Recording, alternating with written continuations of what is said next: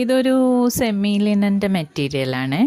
അപ്പോൾ ഇതൊരു 3 മീറ്റർ ഉണ്ട്. ഞാൻ പൂണോളിൽ അങ്കമാലിൽ പോയപ്പോൾ വാങ്ങിയതാണ് കേട്ടോ. അപ്പോൾ വലിയ കോസ്റ്റ്ലി ഒന്നും അല്ല, പക്ഷെ എന്നാൽ ലിനൻ്റെ ഒരു നല്ല ലുക്കുമുണ്ട്, ഒരു പ്രത്യേക കളറും കൂടിയുള്ളൊരു മെറ്റീരിയൽ. അപ്പോൾ അത് വെച്ച് എന്ത് തയ്ക്കും എന്നിങ്ങനെ ആലോചിച്ചു. ആദ്യം ഫ്രോക്ക് തയ്ക്കാമെന്ന് വിചാരിച്ചു. അപ്പോൾ നോക്കിയപ്പോൾ പാറിന് ഫ്രോക്ക് ഇടുന്നത് ഇഷ്ടമല്ല. അപ്പോൾ അവൾക്കാണെങ്കിൽ കോളേജിൽ പോകുമ്പോൾ ഇപ്പോൾ ഡ്രസ്സൊക്കെ മാറ്റി ഇടുന്നു. അപ്പോൾ അങ്ങനെ ആലോചിച്ചപ്പോൾ വിചാരിച്ചു എന്നാൽ കോഡ് സെറ്റ് തന്നെ തയ്ക്കാതെ. എപ്പോഴും കോഡ് സെറ്റ് തന്നെയാണ് തയ്ച്ചുകൊണ്ടിരിക്കുന്നത്. നിങ്ങൾക്കും ബോറടിക്കുന്നുണ്ടാവും കാണുമ്പോൾ.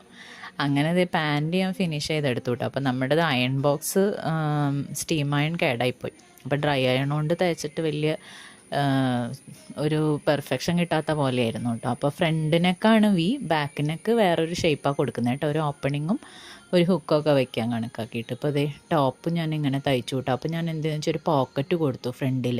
പ്ലെയിനാകുമ്പോൾ ഒരു ഭംഗിയില്ല. ആദ്യം വിചാരിച്ചു എംബ്രോയ്ഡറി ചെയ്യാം, പക്ഷേ എംബ്രോയ്ഡറി ചെയ്യണമെങ്കിലേ കുറേ ടൈം പിടിക്കും. അപ്പോൾ ഇതാണ് ബാക്ക് സൈഡ് കേട്ടോ. ഇതിപ്പോൾ ഒരു വാഷിങ്ങൊക്കെ കഴിഞ്ഞതിന് ശേഷം കേട്ടോ പിന്നെ വീഡിയോ എടുക്കുന്നത്. അപ്പോൾ അതുകൊണ്ടാണ് ചൊളിഞ്ഞിരിക്കണത്. അപ്പോൾ സ്റ്റീം അയൺ ചെയ്യുകയാണെങ്കിൽ അടിപൊളിയായിട്ട് കിട്ടിയേനെ. അപ്പോൾ ഞാൻ പറഞ്ഞല്ലോ നമ്മുടെ അയൺ ബോക്സ് ഓൾറെഡി കേടാണ്. പിന്നെ ഒരു വാഷിങ്ങൊക്കെ കഴിഞ്ഞ് കഴിഞ്ഞപ്പോൾ മെറ്റീരിയൽ വീണ്ടും തിക്കായിട്ടുണ്ട്. അപ്പോൾ ലൈനിങ് ഇല്ലെങ്കിൽ അടിപൊളിയാട്ടോ. അപ്പോൾ ഇഷ്ടമാണെങ്കിൽ സബ്സ്ക്രൈബ് ചെയ്യാൻ മറക്കല്ലേ.